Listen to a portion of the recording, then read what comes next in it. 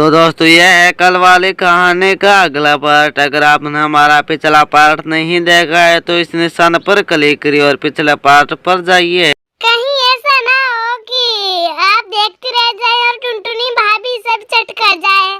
अरे ऐसी कोई बात नहीं है, भाभी मुझको अपने जैसा संभाल देती है। वो कभी कुछ भी अपने लिए लाती है तो पहले मेरे लिए लाती है, और भाभी हमेशा मेरे साथ ही सोना रहती है। अरे अभी तुमको ऐसा लग रहा है, फिर तुम बहुत ज्यादा पछताओगी, फिर आप मेरी बातों को याद करेंगी। अगले दिन राजू चिड़िया को शादी में जाना होता है तो वह टुनटुनी चिड़िया से कहती है, बहू मुझको कुछ जेवर निकाल के दे, मुझे आज शादी में जाना है। हाँ भाभी चाबी मुझे दो, मैं माँ जी को गहने निकाल कर दे दूंगी।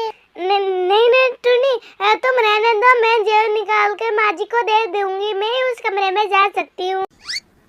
मैं भी तो इस घर की बहू हूँ ना, मेरा भी इतना ही हक है, और टुनटुनी तुम्हारा इतना ही हक है, और पिंकी का भी इतना ही हक है। नहीं तो मैं ही आज तिजोरी खोलूंगी, नहीं तो मुझे मेरा हिस्सा दे दीजिए।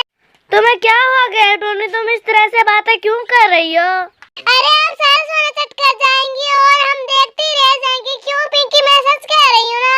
हम बात तो तुम सही कह रही हो, एक के हाथ में सारा चला जाए, फिर पीछे किसी के हाथ में कुछ नहीं। इस फिर तीनों में लड़ाई हो जाती है कि चाबी किसके पास रहेगी, और फिर सभी का फैसला होता है कि हर हफ्ते एक एक के पास चाबी रहेगी। आपने तो पूरा घर हिला दिया टुनी भाभी। टुनटुनी भाभी तो देखती ही रह गई, और हम दोनों फिर एक दिन। मैं ना ये चाबी अपने बिस्तर के नीचे रख दूंगी और टुनटुनी भाभी को पता ही नहीं चलेगा। पिंकी चिड़िया के मन में लड्डू फूट रहे थे और इधर टुनटुनी चिड़िया रोए जा रही थी। मैंने तो इन लोगों को अपनी बहन समझा और उन लोगों ने तो मेरे साथ ही धोखा किया है। अब मैं ना इन लोगों के बारे में छोड़ अपने बारे में सोचूंगी। मैं भी अपने हक के बराबर सोना लूंगी। इधर पिंकी चिड़िया मौका देकर सारी चाबियां निकाल लेती है। आखिरकार सोने की चाबी मेरे हाथ लगी। कब से मुझको इन चाबी का इंतजार था। चोरी करूंगी मैं और नाम आएगा टोनी भाभी का। पिंकी चिड़िया टोनी चिड़िया के कमरे में से वह चाबी निकाल लेती है और फिर वह रात में जाती है जहाँ पर वह सारा सोना रखा हुआ था। जैसे ही पिंकी चिड़िया वह सारा सोना देती है तो उसकी आंखें फटी की फटी रह जाती है। इतना सारा सोना तो मैंने मेरी जिंदगी में भी नहीं देखे। और फिर टुनटुनी भाभी और टोनी दोनों लड़ती रह जाएंगी, मेरी सोना मेरा सोना। किसी को भनक लगे इससे पहले निकल पिंकी यहाँ से, बैग भर ले चपदे। इधर छिपकर राजू चिड़िया पिंकी चिड़िया की सारी हरकतें देख लेती है और फिर वह लाइट्स ऑन करके सभी को आवाज देकर वहाँ पर बुला लेती है। तुझे क्या लगा कि तुम इतनी आसानी से सारा सोना लेकर चट कर जाओगी?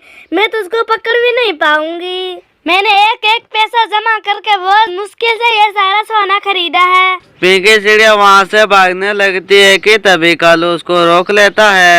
कालू देखो ना, तुम्हारी माँ मुझे किस तरह से धक्के दे रही है। कालू कौवे को सब कुछ समझ में आ जाता है और फिर वह बहुत ही गुस्से में आ जाता है। मुझको तो इस पर पहले से शक हो गया था, जिस दिन हमारे घर में लड़ाई हुई थी से मैं इस पर निगरानी रख रही हूँ। मेरे घर से बाहर निकल जा, माँ ने सही कहा था, लेकिन मैं तुम्हारे प्यार में बंधा रहा। पिंकी चिड़िया सारी चाबियां टुनटुनी चिड़िया के हाथ में दे देती है और फिर कहती है, हमें किसी के बहकावे में नहीं आना चाहिए। चाबी भलाई टुनटुनी के हाथों में, पर नजर मेरी उस पर ही रहती है।